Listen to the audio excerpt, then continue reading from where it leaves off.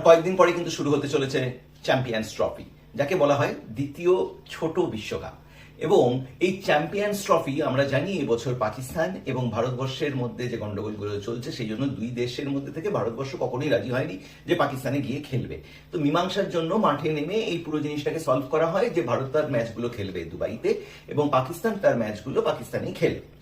কিন্তু যেহেতু আইসিসির আন্ডারে এই চ্যাম্পিয়ন্স ট্রফি পড়ে এবং খুব একটা অনারেবল একটা টুর্নামেন্ট, এবং সেখানে দেখা যাচ্ছে আজকে যেটা শকিং নিউজ আসছে যে করাচিতে স্টেডিয়ামে যে যারা যারা ধরুন পার্টিসিপেন্ট দেশ হয় তাদের সবার পতাকা ওড়ে, আমরা এটা জেনে আসছি।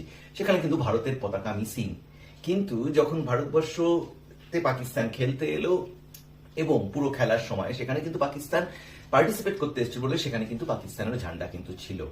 তো এটা কিন্তু ক্রিকেট ইতিহাসের দিক থেকে কিন্তু ভালো মেসেজ নয় যে অ্যাটলিস্ট পার্টিসিপেন্ট যতগুলো দেশ তাদের ফ্ল্যাগ তো থাকুক।